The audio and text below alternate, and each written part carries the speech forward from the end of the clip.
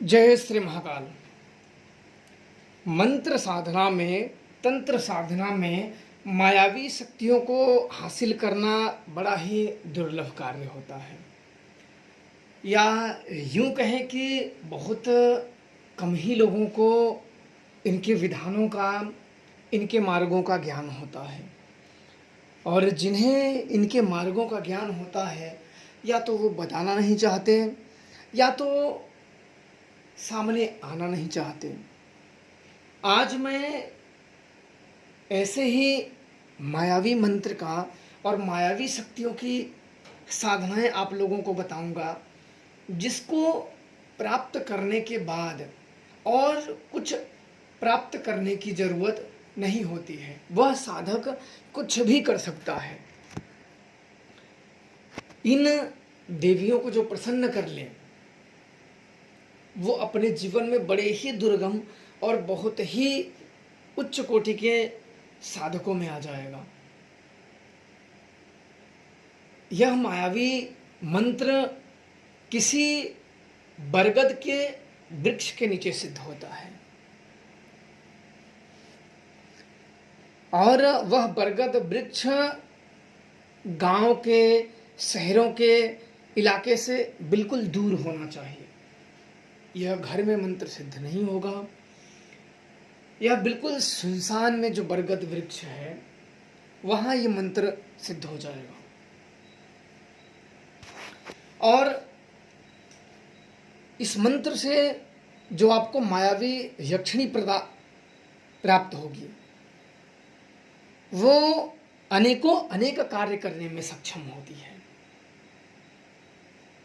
जब भी आप बुलाओगे, वो तत्क्षण हाजिर हो जाएगी। जो भी आपका कार्य हो, वशीकरण करना हो, मारण करना हो, मोहन करना हो, उच्चारण करना हो, विदेशन करना हो, कुछ भी करना हो, यह शक्तियां उस कार्यों को सिद्ध करती है। इसीलिए इस प्रकार के मंत्रों को आप लोग बड़े ही सावधानी पूर्वक साधना करो। मैं बता दे रहा हूं, डरपोक लोग तो बिल्कुल ही कहानी समझ के भूल जाएं। डरपोक लोग इस मंत्र साधनाओं पे बिल्कुल ध्यान ना दें, उनको लाभ के स्थान पे हानि होगी। ये बिल्कुल वीर भाव वालों के लिए साधना है, और जिनके गुरु नहीं हैं, वह भी नहीं यह साधनाएं कर सकते हैं। और गुरु वह हो जिसने खुद भी यक्षिणी साधनाएं की हो, या उस यक्षिणी की कृपा हो। ध्यान रखो, गुरु उसे बनाओ जिसको स्वयं में भी कृपा हो। ऐसा नहीं है कि कोई किसी को गुरु बना लो, हाँ ये गुरु है, उसे खुद भी कृपा नहीं है, वो खुद भी डूबेगा और तुम्हें भी ले डूबेगा। और वे विचारी मिथ्याचारी लोगों के चक्करों में नहीं पड़ना चाहिए, जो झूठ बोलने वाले हों और सिद्धियों के नाम पे बरगलाने वाले हों तब भी, क्योंकि इस साधना में जो घातक परिणाम होते हैं, उस समय आपका सच्चा हृदय और गुरु का भी आशीर्वाद रहा, तभी आप बच पाओगे। अन्यथा यक्षिणी लोग ही आप चले जाओगे खुद ही यक्षिणी से मिलने।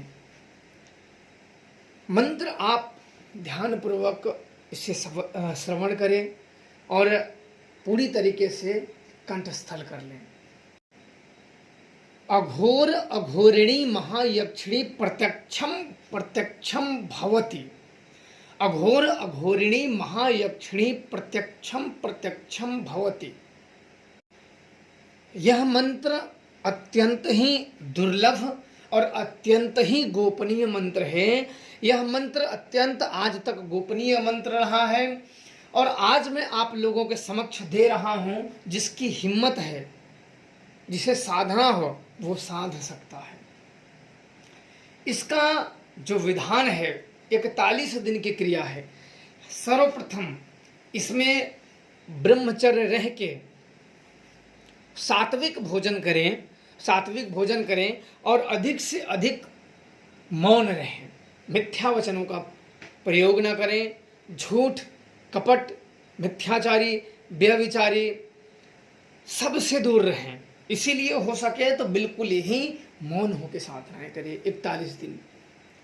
और सुबह शाम दोनों समय आपको स्नान करना है। मंत्र जब आपको रात्रि 10 बजे के बाद से शुरू करना है। किसी सुनसान बरगद के वृक्ष के नीचे जाके करना है। यह तामसिक शक्ति है, इसलिए अपने साथ बकरे का कलेजा और शराब लेके जाएं।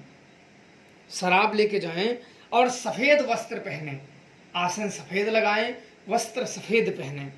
आसन और वस्त्र बिल्कुल आपको मुख दक्षिण दिशा के होना चाहिए।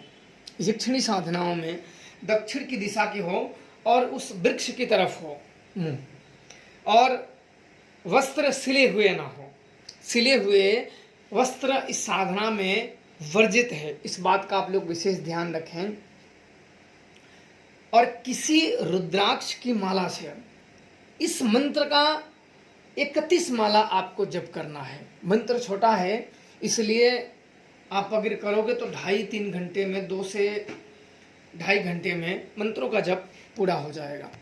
और जिसको मंत्र एक कंठस्थल है वो 2 घंटे में 31 मालाएं कर सकता है, मंत्र छोटा होने के वजह से।